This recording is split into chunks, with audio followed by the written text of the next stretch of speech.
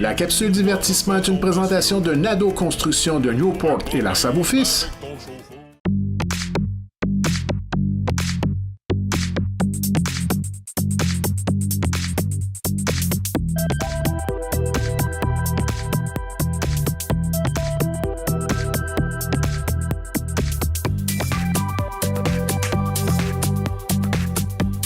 Mesdames, Messieurs, bonsoir et bienvenue à votre capsule divertissement, première capsule de 2019.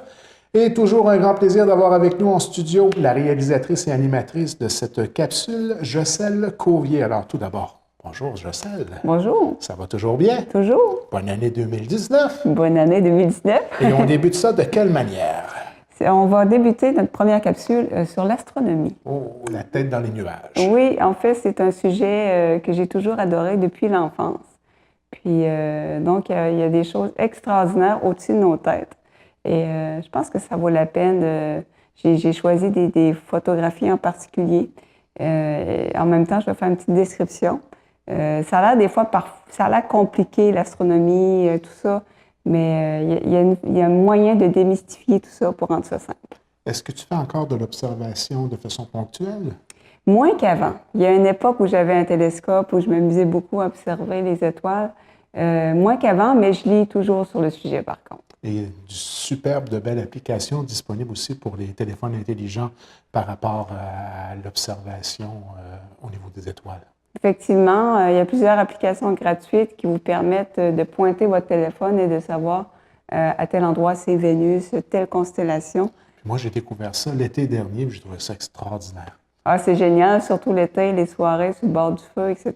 Donc, les enfants adorent beaucoup cette application-là. Donc, il y a des petites alertes, là, la station spatiale oui. Passe, puis là, on la voit passer devant nous. Je ne l'avais jamais remarqué auparavant. Donc, c'est vraiment quelque chose de super intéressant, effectivement. C'est une belle façon de sensibiliser les gens, finalement, au phénomène. Il y a du monde qui tourne autour de nous. Exactement. C'est spécial tout de même. Exactement.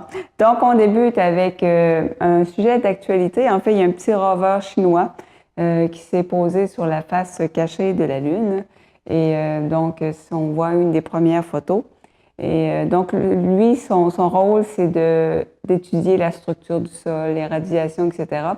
Et pourquoi c'était tout un défi d'envoyer un rover là-bas? C'est sur la face cachée de la Lune, évidemment, ça coupe les communications. On peut difficilement contrôler à distance. Évidemment, c'est la face cachée de la Lune. Donc, on est obligé d'envoyer un satellite relais pour être capable de donner des ordres, finalement, à l'engin, etc. Vous allez voir sur l'image suivante, quand on parle de face cachée de la Lune, donc à gauche, c'est la face de la Lune qu'on voit tout le temps. Mm-hmm. Et à droite, c'est la face, le fameux CD de Pink Floyd. Oui. Donc, la face qu'on ne voit pas de la Lune. Et que de théories on peut avoir entendu et de science-fiction aussi qu'il y a eu autour justement de l'ensemble des hypothèses par rapport à l'aspect et qu'est-ce qu'il pouvait bien y avoir derrière cette fameuse face. Effectivement, ça allait de civilisation extraterrestre à toutes sortes de choses. Oui. Donc, évidemment, on a fini par photographier cette face cachée-là. Et pourquoi on voit toujours la même face? Vous allez voir sur l'image suivante. Donc, la Lune effectue une rotation sur elle-même dans le même temps qu'elle effectue une rotation autour de la Terre. Alors, c'est pour ça qu'on voit toujours la même face continuellement. Ah, ouais. Ça, c'est la Lune est en quelque sorte donc, synchronisée. Elle tourne elle aussi. Elle tourne sur elle-même et elle tourne autour de la Terre, mais exactement dans la même période. C'est ce qu'on appelle être synchronisé. Donc, c'est pour ça qu'on voit toujours la même face. Ensuite, nous avons... C'est intéressant, cette photo-là, ça montre à gauche, c'est en temps normal, et à droite, c'est lors d'une panne électrique. Donc, évidemment, que les gens s'éclairent aux chandelles, etc. Donc, on voit à quel point on voit le ciel étoilé lorsqu'il n'y a pas de lumière, de rue, etc. Je ne me trompe pas, c'est la Voie lactée qu'on voit. Exactement. Ça, donc, ce qu'on voit, c'est notre galaxie, finalement. C'est pour ça qu'on dit que l'observation est plus facile lorsqu'on va dans les territoires un peu plus dans l'arrière-pays, comme on dit. Là. Oui, exactement. Il y a moins d'éclairage. Comme dans la ville de Montréal, c'est dur là, de faire de l'observation dans ces endroits-là. Et justement... Malgré que le Mont-Royal est réputé pour oui, ça. c'est un bon endroit pour ça. Et vous allez voir l'image suivante, justement, ça illustre très bien. Donc, ce qu'on voit à gauche complètement, c'est vraiment au centre-ville. Comme vous voyez, on ne voit pas grand-chose. Et plus on se rapproche de la campagne, donc l'avant-dernier, c'est un ciel de campagne, donc comme ici. Et bon, la dernière, un ciel sombre, c'est vraiment des lieux particuliers où on interdit carrément l'éclairage, la pollution lumineuse. Donc, on voit vraiment la différence énorme entre vivre en ville et en campagne. Oui. Ensuite, nous avons donc un météore au-dessus du parc national de Banff au Canada. Capté sur le vif. Et c'est souvent des choses qu'on mélange, météorite, météore, météorite. Vous allez voir sur l'image suivante. J'ai trouvé une image qui permet un petit peu de voir ça plus clairement. Donc, lorsque le corps céleste est toujours dans l'espace, on va l'appeler météorite. Lorsqu'il traverse l'atmosphère terrestre et s'enflamme, si on veut, on l'appelle météore. Et lorsqu'il tombe sur Terre, là, c'est un météorite. Bon.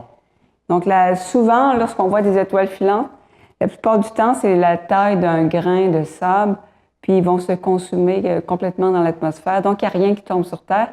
Mais à l'occasion, il y a des petites particules, il y a des pierres qui tombent sur Terre. Là, on va les appeler météorites. C'est la différence. Super intéressant. Ensuite, nous avons une comète. Comète qui est autre chose. Une comète, c'est carrément une boule de neige sale. C'est ce que c'est en clair. C'est de la glace, de la neige avec de la saleté, de la poussière à l'intérieur emprisonnée. Donc, qui parcourt le système solaire, qui se rapproche du Soleil à tant d'intervalles, si on veut. Puis, donc ça, c'est une comète. Vous avez aussi, comme autre corps céleste qui est souvent mélangé, c'est les astéroïdes. Un astéroïde, la différence avec une comète, c'est un embryon de planète qui n'a pas vu le jour. Donc, c'est davantage un corps de pierre, de métaux, etc. Et la plupart vont vivre entre la planète Mars et les planètes géantes. Donc, c'est la différence entre une comète puis un astéroïde.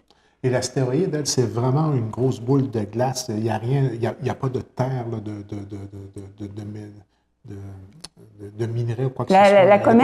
La comète, c'est vraiment une boule de neige sale. C'est vraiment, oui, mais il peut avoir de la glace. Bien, il y a aussi des saletés, il peut y avoir des particules, des métaux, il peut y avoir. C'est pour ça qu'on aime bien les étudier, parce que souvent les particules emprisonnées dans une comète datent de milliards d'années du début du système solaire.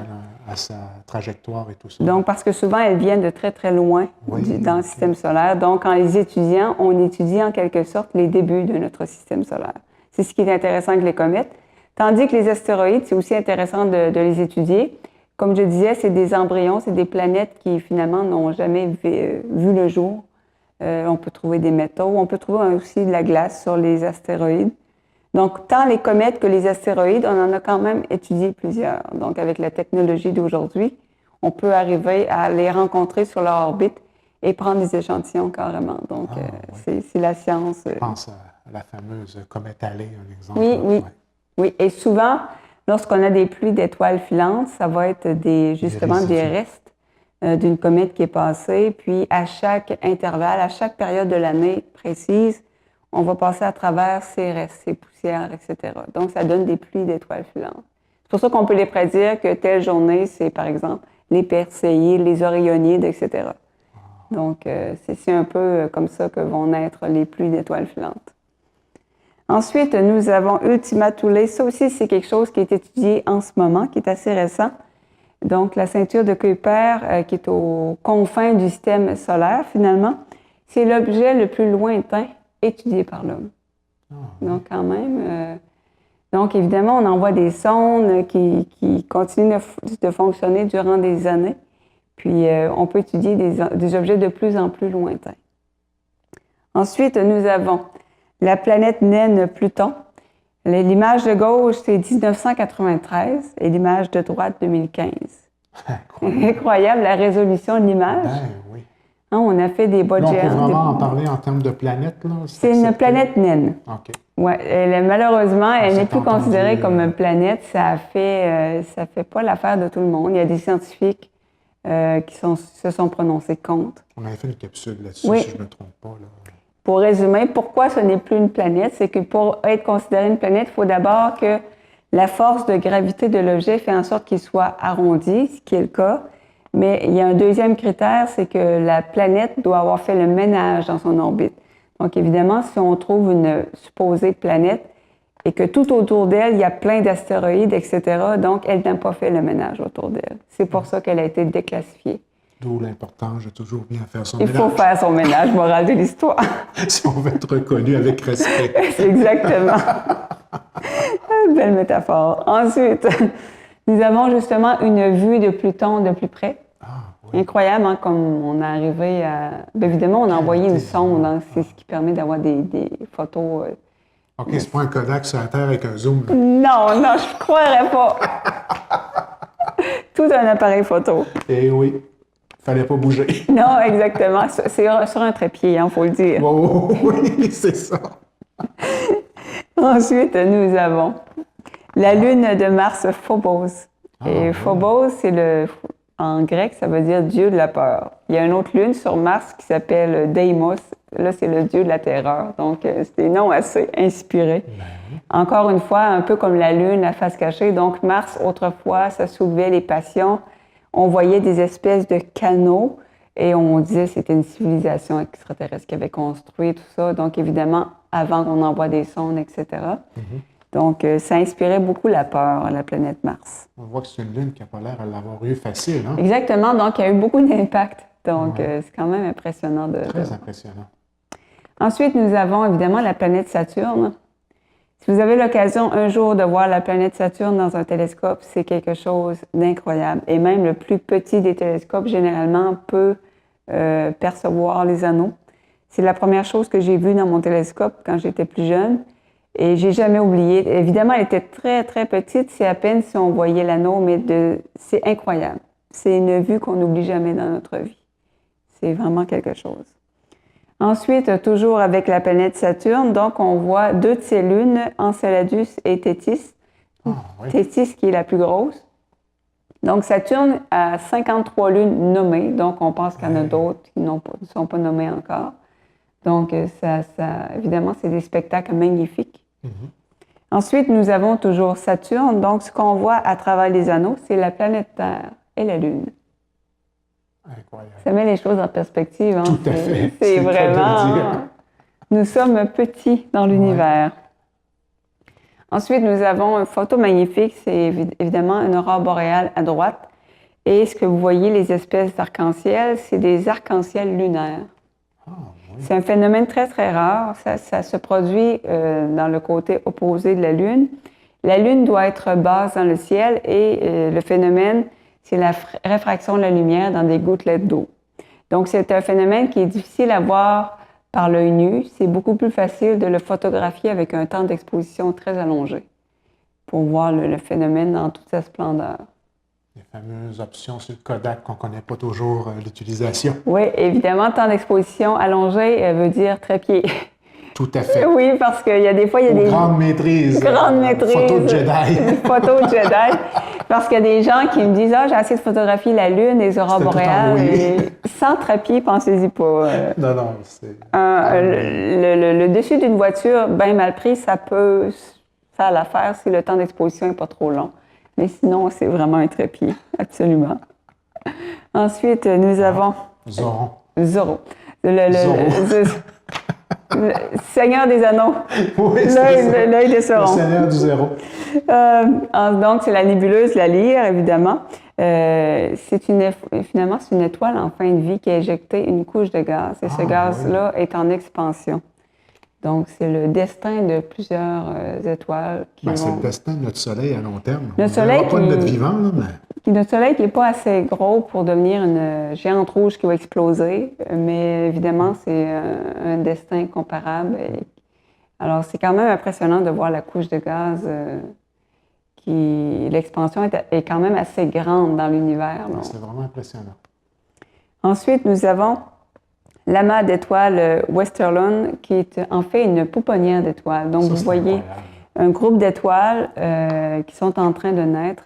Et évidemment, la nébuleuse qu'on voit autour, ces nuages de gaz-là permettent souvent aux étoiles de voir le jour. Évidemment, il y a plein d'éléments dans ces nuages-là de gaz. Donc, ce qu'on voit, c'est vraiment une pouponnière d'étoiles. Donc, il y en a beaucoup dans notre ciel lorsqu'on le regarde avec un télescope. Très bel endroit pour ne pas se faire repérer par les Klingons quand on se promène en vaisseau. Oui, c'est ce que j'allais dire. Pour ceux qui écoutent Star Trek, hein, c'est le fameux truc de se cacher dans une nébuleuse. Nous autres, on est hot, hein? On connaît ça. Lorsqu'on voit des photos d'astronomie, qu'on écoute Star Trek, ça prend d'autres perspectives parfois. C'est tout à fait vrai. Ensuite, nous avons un trou noir. Donc, c'est au centre de la galaxie Centaurus A. Ça, c'est vraiment spécial comme concept, là. Hein? Oui, donc il y aurait un trou noir aussi au centre de notre galaxie. Ouais. Donc, c'est un trou noir, la gravitation est tellement élevée, c'est tellement dense que la matière ne peut s'échapper, ni même la lumière. C'est pour ça qu'on appelle ça un trou noir. Et parfois, ça va émettre ce qu'on appelle des jets relativistes, qu'on n'est pas certain encore ce que c'est exactement. C'est ce que vous voyez, l'espèce de jet qui sort de la galaxie. Puis ça aspire tout ce qui est autour. Hein? Oui, carrément. Il y a une zone bien délimitée que ça va aspirer toute matière qui va être autour. Donc, c'est un phénomène quand même qui n'est pas totalement compris, Non. Mais qui est fascinant. Qui suscite aussi beaucoup d'hypothèses. Hein? Exactement. Ensuite, nous avons la galaxie Andromède. C'est la galaxie spirale la plus près de nous. Ce qu'on voit à l'écran, c'est si cette galaxie-là était plus brillante qu'elle ne l'est en fait, on la verrait comme ça dans notre ciel. Elle a cette taille-là dans notre ciel. Donc, ça serait incroyable de voir la galaxie. On voit avec la Lune pour donner une idée de la grandeur. Donc, évidemment, on ne la voit pas comme ça parce qu'elle est moins brillante, si on veut.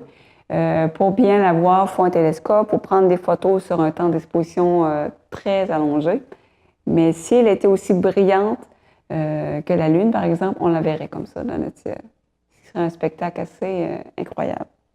C'est un travail incroyable là, d'installer les spots pour prendre cette photo. Effectivement.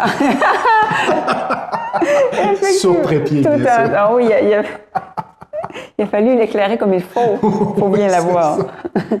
Ensuite, la planète Uranus, que moi j'aime vraiment beaucoup parce que son axe de rotation est incliné et je trouve ça fascinant. Donc, elle roule carrément sur son orbite autour du Soleil. Elle a vraiment un axe à 90 degrés des planètes habituelles, si on veut. Là. D'accord. Puis, mais c'est fascinant. Et pourquoi elle a un axe comme ça? On pense qu'il y a eu une très grosse collision dans son passé qui a fait incliner son axe de rotation. Oui, carrément. Et je termine avec une photo prise il y a 50 ans par Apollo 8. Donc, on fêtait les 50e anniversaire de cette photographie. C'est quand même quelque chose. Ah oui. Vraiment, là, de voir quelque chose de... Donc, c'est un lever de terre sur la Lune. Puis, on parlait de feeling lorsqu'on voit la Terre vue de l'espace. On a un astronaute québécois là, qui est actuellement sur la station internationale, puis tout à fait émerveillé là, de pouvoir voir ça là, de ses propres yeux, l'humanité. C'est quelque chose hein, de savoir que la station est habitée en permanence, qu'il y a toujours des différentes nations qui se sont unies pour faire des découvertes finalement. Donc, au nom de la science, je trouve ça vraiment intéressant. Et que les Québécois ont eu une touche importante là, dans cette évolution, ne serait-ce que par le fameux bras canadien. Et oui, et on avait vu une nouvelle aussi que il y a du saumon fumé gaspésien qui était rendu sur la station. Monsieur Émile Fumoir. Ça, c'est vrai, j'ai vu passer ça sur Facebook. C'est quelque chose. Bien, c'est le cas de le dire. On a débuté la saison 2019 avec un sujet tout à fait passionnant. Oui. J'imagine que ça doit avoir allumé des lumières à la maison aux téléspectateurs. Et pour ceux qui ne sont pas nécessairement passionnés, simplement y aller avec les applications qu'on retrouve sur téléphone intelligent. C'est une façon simple d'y avoir accès avec des descriptifs fort intéressants. Effectivement, c'est une belle façon de se familiariser sans avoir trop de connaissances dans le domaine, évidemment. On a un univers qui nous entoure et on n'en est pas tout à fait conscient 24 heures par jour, c'est le cas de le dire. Je pense que c'est important de garder son émerveillement qu'ont les enfants, finalement, de le conserver toujours et d'observer ce qui est autour de nous dans le ciel. Je pense que c'est une bonne façon de le garder bien, bien vivant. Prendre conscience qu'on n'est pas tout seul là-dedans. Effectivement. Encore une fois, un grand plaisir et la beauté de la chose. Ça revient la semaine prochaine.